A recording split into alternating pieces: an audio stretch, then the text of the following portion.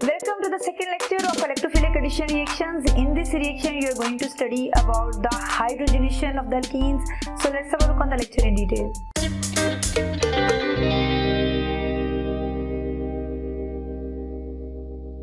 आइए देखते हैं कि हाइड्रोजनेशन ऑफ अल्कीन्स क्या होता है। Hydrogenation, as the name indicating, this is the addition of hydrogen along the double bond of the alkenes, ठीक है। और जिसके नतीजे में हमारे पास क्या होगा, डबल बॉन्ड जो होगा किसमें कन्वर्ट हो जाएगा, डबल बॉन्ड कन्वर्ट हो जाएगा सिंगल बॉन्ड में, ठीक है। कार्बन कार्बन यहाँ पर इसके साथ दो हाइड्रोजन्स लगे हुए हैं, हर कार्बन के साथ इसकी 4 वैलेंसी देखें तो इसकी भी पूरी है, ठीक है, और इसकी देखें तो इसकी भी पूरी है। लेकिन अब यहाँ पर क्या हो जाएगा, हर हाइड्रोजन जो होगी वो 3 सिग्मा बॉन्ड बना रही होगी विद 3 डिफरेंट हाइड्रोजन्स, ठीक है। हम ये कह सकते हैं कि अनसैचुरेशन से सैचुरेशन की तरफ मॉलिक्यूल जो है वो आ गया है। तो अगर हमने अनसैचुरेटेड कंपाउंड्स को सैचुरेटेड कंपाउंड्स में कन्वर्ट करना हो तो हम क्या करते हैं, जस्ट ऐड द हाइड्रोजन्स, ठीक है। अब ये हाइड्रोजन्स खुद ब खुद ऐड नहीं होती, we need a strong catalyst for that purpose.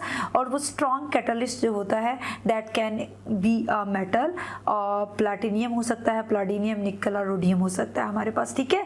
ये देखिए यही एक प्रोसेस है, ये दोनों hydrogens along the double bond यहाँ पर जाके ऐड हो गई हैं और डबल बॉन्ड को सिंगल बॉन्ड में कन्वर्ट कर दिया है।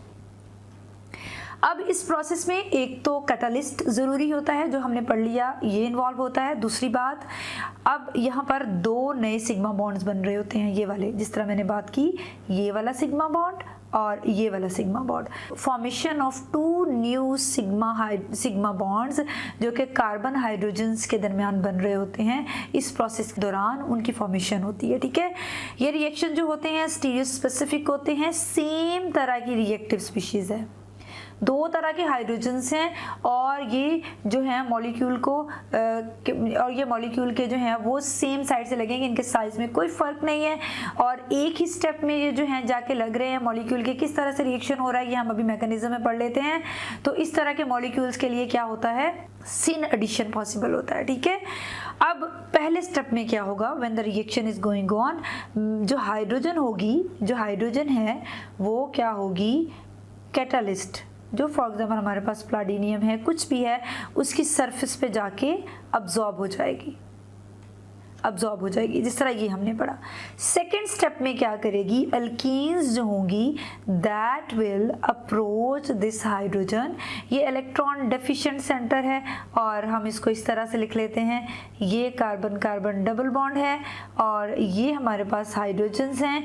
ये डबल बॉन्ड यहाँ पर जाके अटैक करेगा, इसको ब्रेक करेगा और हाइड्रोजन्स जो हैं इस तरह से टूट जाएंगी। टूटने के बाद अलॉन्ग द डबल बॉन्ड ये हाइड्रोजन इस तरह से ऐड हो जाएंगी। सेकंड स्टेप में जिस तरह से यही हुआ, अल्कीन ने जाके इसको अप्रोच किया, अप्रोच करने के बाद उसने जो हाइड्रोजन्स वहाँ पे पड़ी हुई थी, एक एटम पड़ा हुआ था, उसने एब्स्ट्रैक्ट कर लिया और अपने अंदर जो था उसको along the double bond add कर लिया। बिकॉज वो इलेक्ट्रॉन रिच थी, हाईली अनस्टेबल थी, उसको जैसे ही जाके यहाँ पर हाइड्रोजन्स मिली जो कि एक लॉन पेयर लेके पड़ी हुई थी और एक्टिव फॉर द रिएक्शन थी, उसने फ़ौरन से उनको अब्जॉर्ब किया और एक सैचुरेटेड कंपाउंड में कन्वर्ट होगी। So this is a very simple reaction of electrophilic addition reactions, जिसमें हमने पढ़ा कि हाइड्रोजन जो है अलोंग द डबल बॉन्ड जाके ऐड हो रही होती है और इस प्रोसेस के दौरान हम कैटलिस्ट यूज़ करते हैं। हाइड्रोजन कैटलिस्ट के अंदर जाके अब्जॉर्ब हो जाती है, अल्कीन्स जाती हैं और उन अब्जॉर्ब हाइड्रोजन को वहाँ से निकालती हैं और अपने